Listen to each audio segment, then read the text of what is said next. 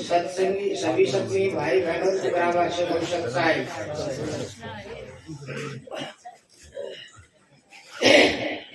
देखो आज गुरु की दया से सदगुरु कबीर साहब जी का सत्संग, संतों का सत्संग आप सभी सत्संगी भाई बहन सुन रहे हैं।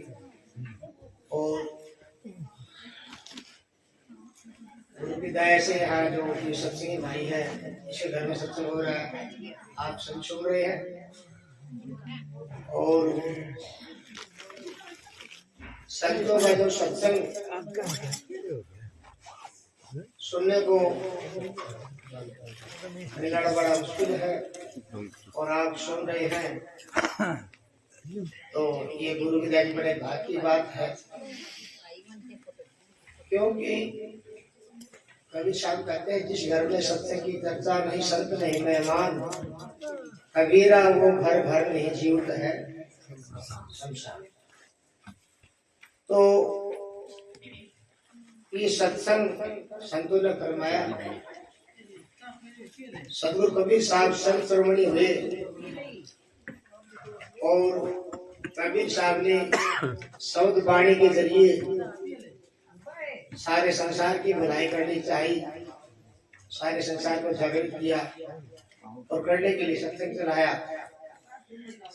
सत्संग के अंदर शांति मिलती है। जो सत्संग सुनते हैं संतों का, सुनवाणी सुनते हैं, तो सुन करके अपने अंदर विचार कर देखो, हम जीव की शांति महसूस करते हैं, शांति मिलती भी होती भी है। और अगर सारा संसार सदगुरु कबीर साहब का बताया सत्संग या सत्य मार्ग को अपना ले तो सारे संसार में एकता और शांति अवश्य मिल जाएगी। और संतों की बात पर ध्यान कम देते हैं। कारण क्या है, जैसे छोटा बच्चा है, स्कूल में भेजोगे तो मास्टर से कटाएगा। जब छोटा ही बच्चा मास्टर से कटता है या गुरु से कटता है, तो कबीर साहब ने क्यों पढ़ता है वो? मास्टर तो पढ़ाई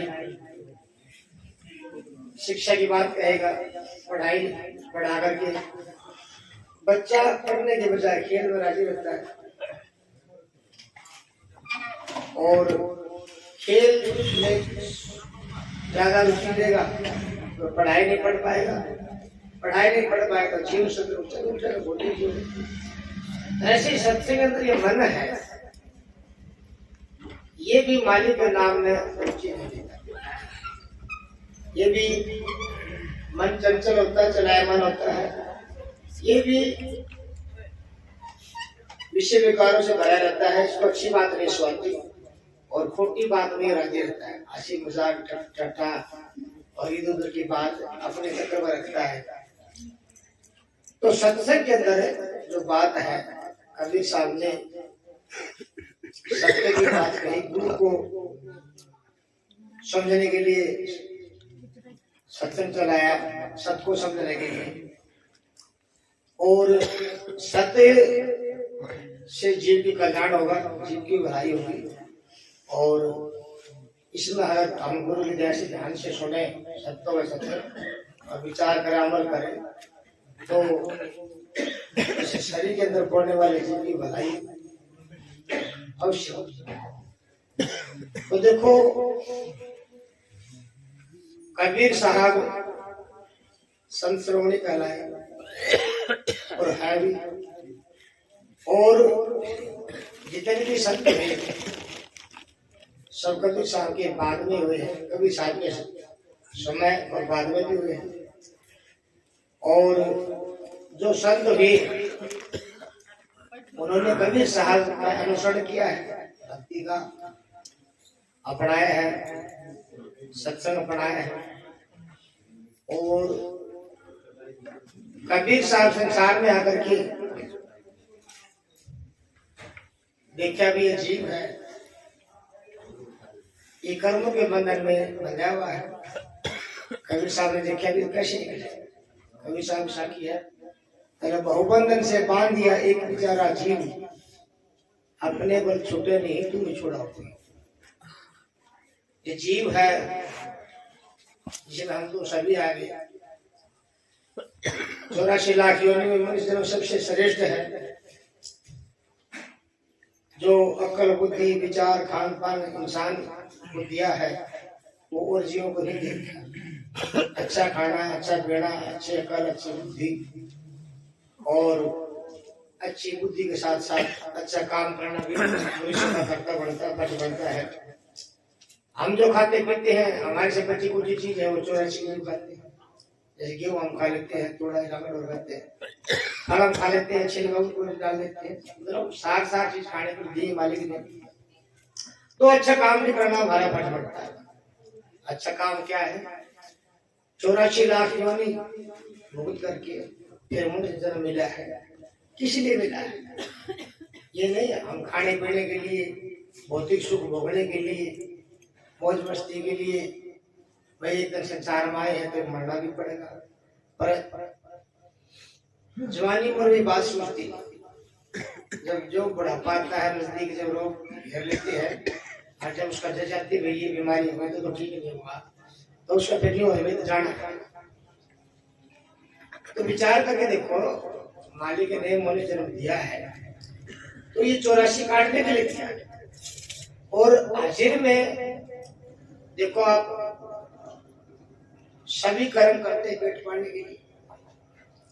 कोई भी हो, चाहे राजा हो, राज चलाने वाला हो, कोई भी हो, गरीब अमीर राजा प्रजा सभी अपने पेट पालने के लिए कर्म करते हैं।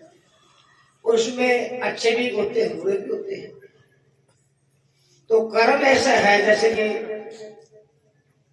ब्याह शादी में किसी प्रोग्राम में वीडियो रील बनाते हैं तो आप कितने सालों के बाद देखेंगे जो तो तो कर्म भी हमारे साथ अच्छे हैं, अच्छे बुरे शुक्र पाप नहीं हमारे साथ जिनके साथ लगा रहता है। कर्म इतने कर देते हैं कि वो कर्म भुगतान करना के लिए 84 जाना पड़ता है। अब 84 भूत के फिर मनुष्य मिलती है, फिर कर्म बनाते रहते हैं। ऐसे ही आवागमन का चक्कर जीव के साथ चलता रहता है। पंडा कैसे छोटे, मुक्ति कैसे, कर्मों से कैसे हम छुटकारा प्राप्त करें। तो कबीर साहब संसार में देखा भाई ये तो काल के जाल में जीव ऐसा फंसा कैसे निकल जाए। और कबीर साहब से पहले बड़े बड़े योगी मुनि ऋषि जपी तपी साधु सन्यासी सीधे अनेक होगी चले गए, लेकिन सब अपनी अपनी नारी करनी करी। वो जब तप करा को तप करा को तीर्थ करा को व्रत करा को दान करा को हवन करा को यज्ञ चलाया, अनेक होगी चले गए। जैसी उन्होंने चलाया जैसे करने करी उसका फल भी पता भैया पर ये फल मिलेगा। करो और भुगतो, करो और भुगतो, पर कर्म कटेंगे कैसे, मुक्ति कैसे मिलेगी? भुगतान करो, आओ जाओ, जन्म मरो जन्म जाओ। तो कबीर साहब ने देखी तुम्हें बात में पड़ेगी नहीं। तो फिर कबीर साहब ने सतलोक से आकर के और सत्संग चलाया, सत्कर्म थे जिसमें शब्द वाणी साखी हम गाते हैं कि जीव को जागृत करने के लिए, मुक्ति के लिए, सतलोक ले जाने के लिए और 3 लोग से न्यारी बनती है। सत्संग जो कबीर साहब ने चलाया ये किसी भौतिकवाद से मेल नहीं खाता। ना कोई देवी, ना देवता, ना तीर्थ, ना व्रत, ना मूर्ति पूजा, ना कोई किसी की बड़ाई। एक सत्य का गुणगान गाया जाता है और उसका नाम है सत्संग। क्या धरा है? सत्संग। जीव को सत्य का संग करने के लिए कहा है। लेकिन देखो काल ने जीव की ऐसी बुद्धि कपट से फेर दी कि जितने भी संसार में मार्ग चले गए हैं, भक्ति कई किस्म की होती है और जितने भक्ति चले हैं सब काल की चलाई हुई है, मन की चलाई हुई है। और उस पिछलों ने जो चलाया है उसी को हमने सत्य मान लिया। और ऐसे ही संसार में एक सत्य को ना जानने से अनेक सत्य खड़े हो गए, अनेक सत्य हो गए, अनेक मार्ग हो गए। एक सत्य का मार्ग ना मिलने से अनेक मार्ग हो गए और अनेक मार्ग सब झूठे जो मालिक की पहुंच तक नहीं है और उनको हमने सत्य मान लिया। इसलिए संसार में अनेक मत, अनेक जूता बाजारी हो रही, एक मत नहीं है, संत मत नहीं है। कबीर साहब ने सबको बिसरा करके वो सत्य का मार्ग चलाया, सत्य पथ चलाया, सत्य धर्म चलाया ये बोलने वाला ना हिंदू है, ना मुसलमान है, ना ईसाई है, ना बौद्ध है, ना जैन है, कोई भी नहीं कह सकता बोलने वाले या किसी देश ने कहा हुई कि बोलने वाले सबका एक है। जब बोलने वाले सबका एक है तो जाति को मजहब ये भेदभाव कैसे बना। और ये शिक्षा संतों ने दी है, कबीर साहब ने दी है। ये शिक्षा पहले मिलती तो संसार में फूट झगड़ा। आज संसार में कितनी विडंबना है, एक दूसरे को राजपाट के लिए, मजहब के लिए, धर्म के नाम पर झगड़ा हो रहा है। और सबको एक नजर आए कि सब एक है, बोलने वाले एक है, जीव जाति सबकी एक है, धर्म भी एक है, पंथ भी एक है, मालिक भी सबका एक है, धरती समाने भी सबकी एक है। हो सकता है कहीं समतल जमीन हो, कहीं ऊपर खापड़ हो, कहीं नदी हो, नाला, कहीं पहाड़ हो, लेकिन धरती समान तो सबके लिए एक है। सबके लिए सूरज और चांद सबके एक अलग नहीं। तो झगड़ा क्या मामला है, ये बात शिक्षा किसी को पहले मिली नहीं, ना ज्ञान था। कबीर साहब ने संसार में बात बताई। क्यों? कबीर साहब ने जीव को देखा, भी जीव सब में एक जैसा है। और कबीर साहब ने ये बात कही कि हिंदू मुसलमान, जब जिस समय कबीर साहब काशी में आए थे तो हिंदू और मुसलमान दोनों दिनों का बड़ा गढ़ था वहां आपस में। जैसे आज मामला बढ़ता जा रहा है, उस जमाने वो ज्यादा था। तो कबीर साहब हिंदू मुसलमान इकट्ठा कर बोले, भाई ये बताओ, हिंदू तो पूर्व की तरफ सूर्य की तरफ देख के प्रणाम करे, पानी दे सूर्य, मुसलमान पश्चिम की तरफ नमाज पढ़ा है। भाई दो माली कहां से आ गया, दो रास्ता का दो राय कहां से आ गई। अगर बोले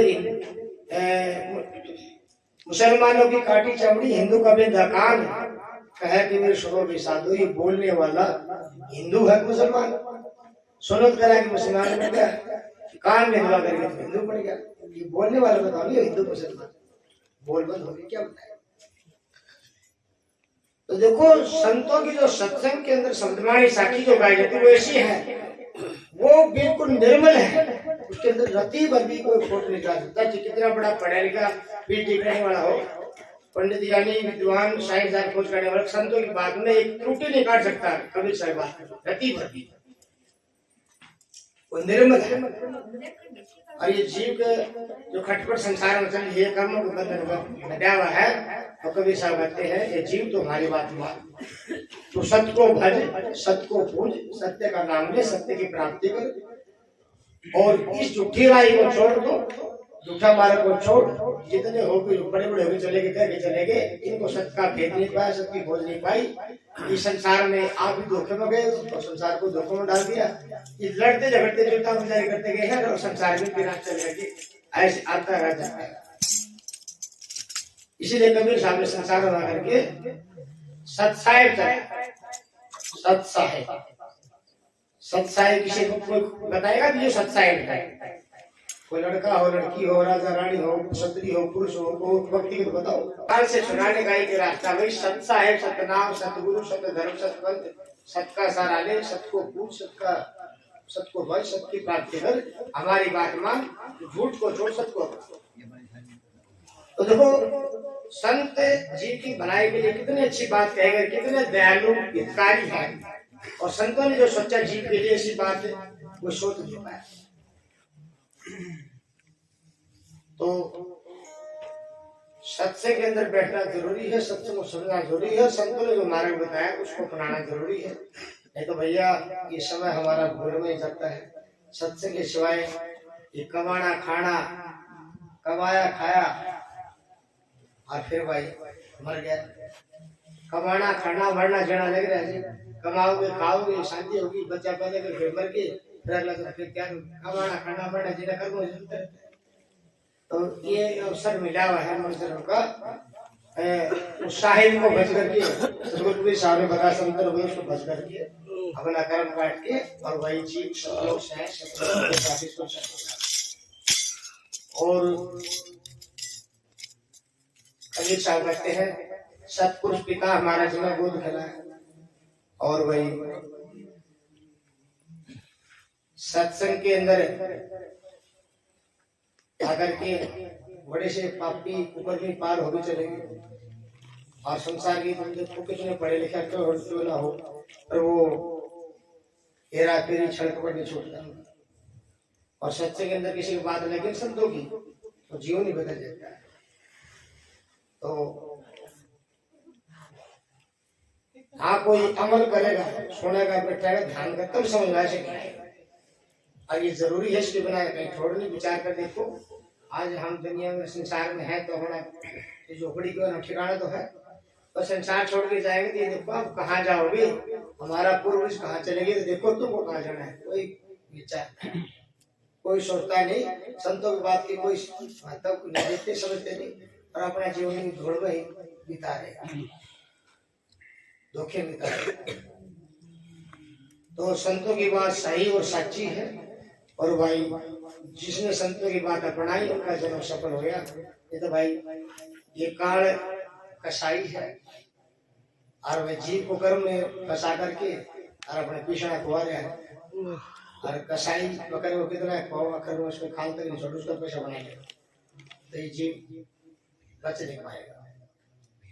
इसे काल से बचने के लिए सतगुरु ऐसा कहते भाई तू सत्संग अपना, हमारी बात मान और प्रमाण दे अपने सामने भाई मेरे नाम के सारे जीव पा जाएंगे, मेरे नाम में पा नहीं जा सकता।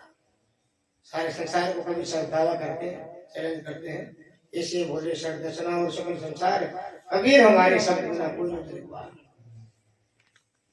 तो भैया ज्ञान की कोई और नहीं, कमी नहीं। तो अगर संतों का ज्ञान है, सत्य का ज्ञान है, उसके इस ज्ञान के बराबर कोई ज्ञान नहीं है, और सत्य का ज्ञान नहीं हुआ तो मानव समाज का बेकार है, जीवन ही बेकार है। तो पढ़ना लिखना कोई बुरी बात नहीं, पढ़ो लिखो, जीवन सत्य ऊंचा उठाओ। एक तो होती है तन करनी, एक होती है मन करनी। तन करनी ऐसे जैसे कि कोई मजदूर है, मजदूर करने जैसे खेत में हो, चुनाई को जाता हो, वो शरीर से काम करके कशी बजा करके कुछ भी डोगरी ढो करके, और वही मजदूर 700 रुपये लगते हैं।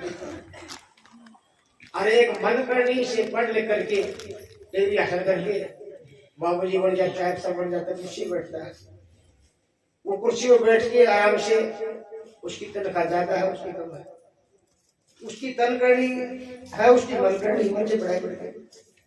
तो संतों ने गाया भाई तन करनी से पेट पाल, मन करने से साहिब को याद कर, तन करनी को दे भाई, मन करने से सत्य लिखाए। अच्छी बात है डिग्री असल पढ़ लिखना, पर इस जीव की भलाई के लिए मन से तू साहिब का नाम को याद कर, पेट पालने के लिए हाथ में काम और मन में साहिब का नाम, दोनों काम जरूरी। कबीरा संसार में दो ही बात निकले, कर साहिब की बंदगी और भूखों को, मालिक को याद कर, और जो परमार्थ हो तो पैसा होते। तो इसलिए भैया सत्संग में रहना जरूरी है। हम जब माँ के पेट में थे तो वचन भरे थे, ये भी संतों के सत्संग बैठ के गुरु की दया से पता चलता, नहीं किसी को पता ही नहीं बात। जब तू गर्भ में था तूने कहा था ना बोलूंगा मालिक तुमको, अब तू भला तो जाके सो क्या मुझे आएगा। गर्भवास में भक्ति को बोली, बाहर आके तुम उनको बोली। तो जो गर्भ में वचन भरे थे ना कोई पितर था, ना देवी, ना देवता, ना कोई भी नहीं था, वो साहिब से वचन करे थे, तो उसी साहिब को संत ने बताया भैया। और जैसे हर एक देश का अपना अपना कानून होता है, संविधान है, और कानून के जरिए कानून के उससे जो अलग जाता है तो उसको दंड मिलती है, चोरी करता है और कुछ करता है उसको सजा मिलती है। ऐसे मालिक का भी कानून होता है, और मालिक ने जीव को